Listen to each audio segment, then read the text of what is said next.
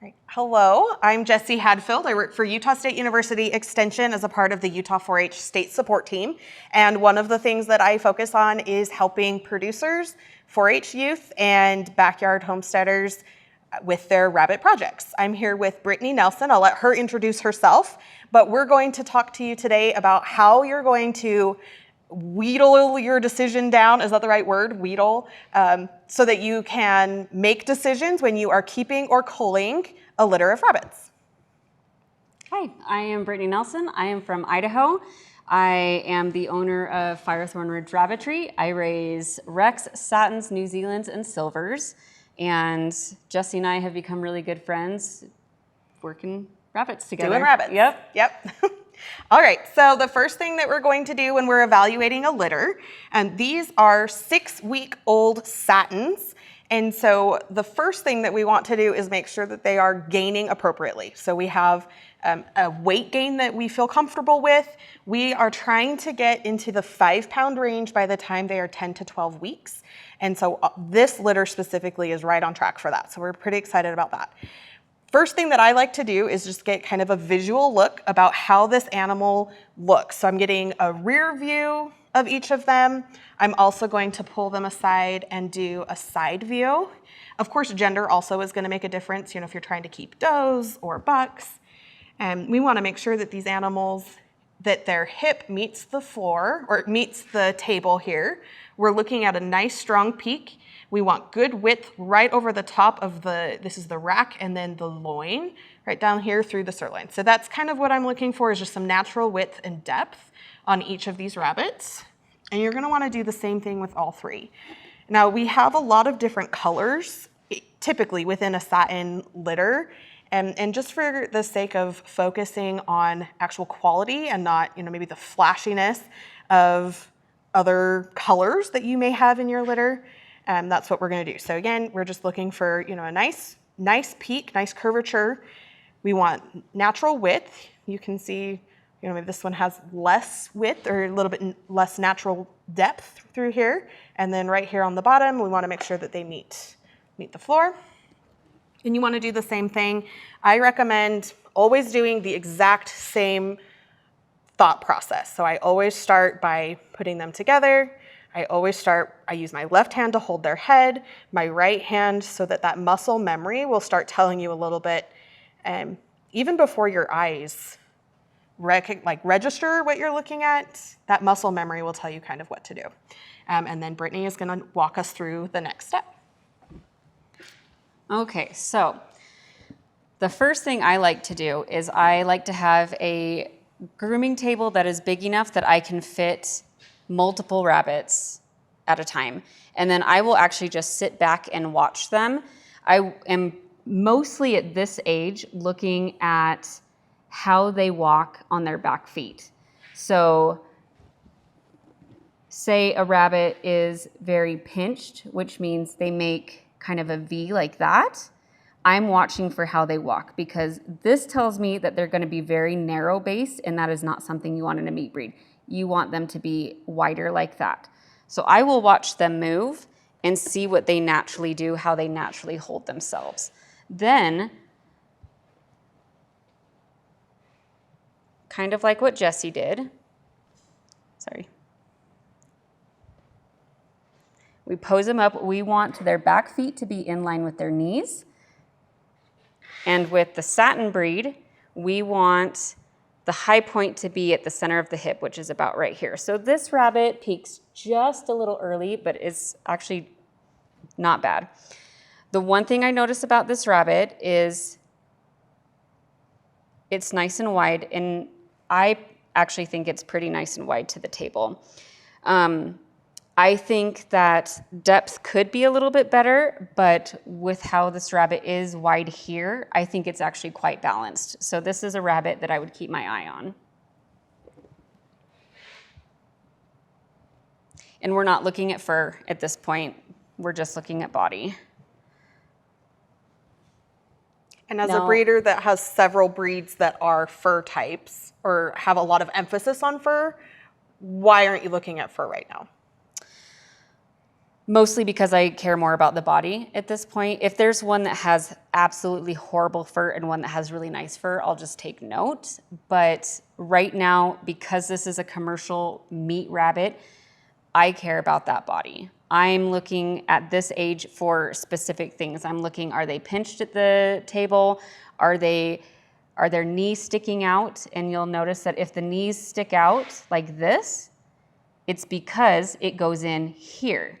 So see how that makes a difference when I have them wide, and then when I bring it in like that, you see how the knees stick out? That is a skeletal issue that will never go away. Fur can come in. Skeletal issues will never change.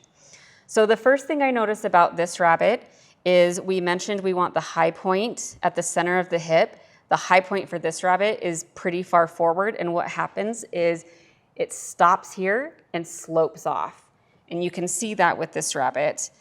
So that's something we want to, as a meat breeder, commercial rabbit raiser, we want to try and stay away from, because what that means is when it slopes off, the amount of meat that's going to be created here is much less than a rabbit that peaks in the proper place.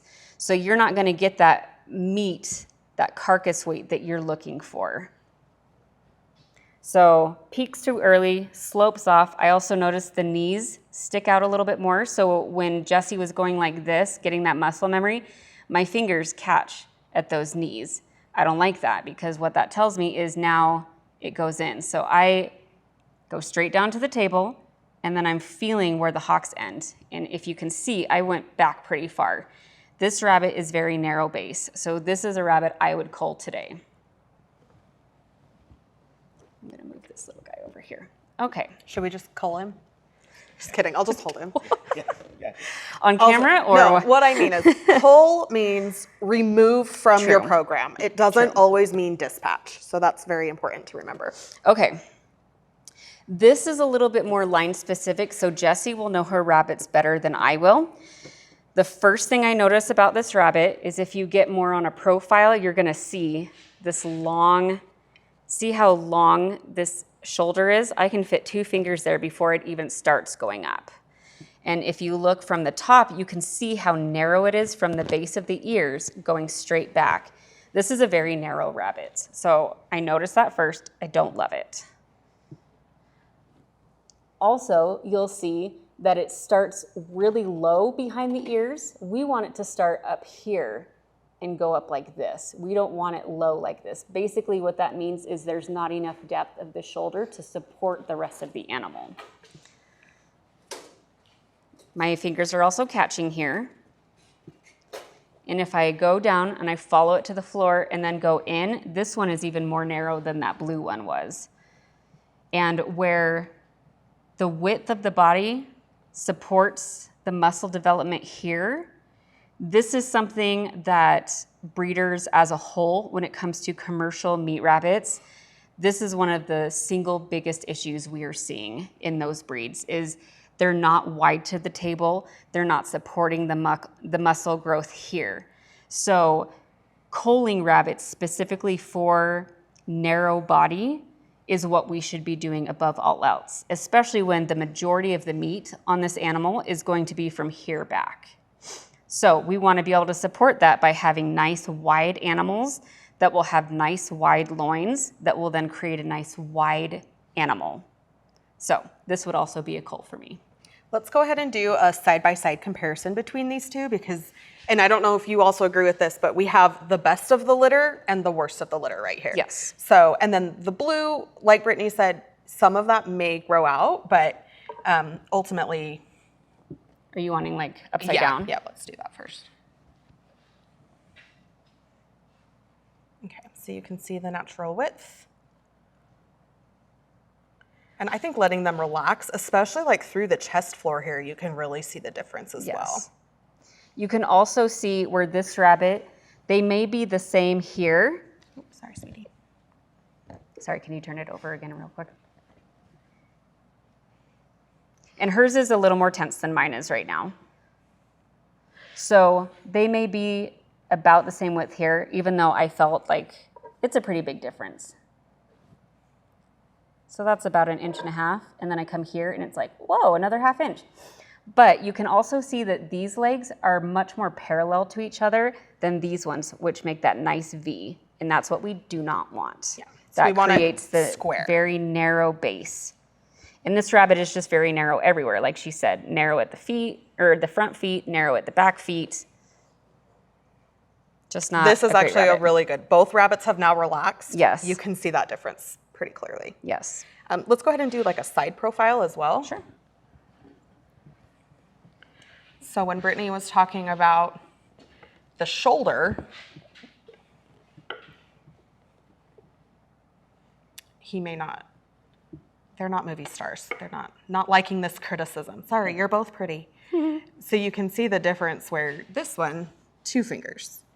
This one, like, I mean, I have to like push his ears forward to get to there. So like his shoulder is much better, his peak is much better, and that natural width, so much better. Yeah. And again, We also want to make sure we're posing them correctly. That's a video for another day, but. the depth of these animals is about the same, but because this rabbit is so narrow throughout and this rabbit is wider, this is what we would call a more balanced animal because the depth from the top to the bottom is the same as the width of the animal. Where this one, the depth from the top of this animal here is much higher than it is wide here. So it makes it look narrow, it makes it look unbalanced, where this rabbit is a much more balanced animal when it cooperates. He's like, I'm Quit done. making fun of me. See, and it just naturally, I don't know.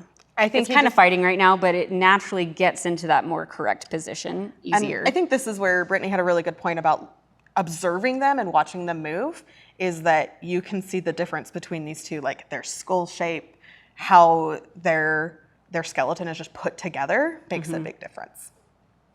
Yes, and another thing, general rule of thumb is at about 6 weeks of age, they're going to look almost exactly the same as they will as an adult. Just mini version. So I like to do my first cull at 3 weeks, look for any major skeletal, and then at 6 weeks for me. Because that's when it's gonna say, that's what this animal is gonna look like as an adult. And where I just do not like this shoulder, that's never going to improve. This will never improve. And actually from a width perspective, this rabbit probably could have been removed from the line. I probably didn't need to waste my time on a third evaluation of him at this point. That natural width was identifiable at 3 weeks. Yeah. Right, well, that's how we would go through a litter, especially one that has some differences.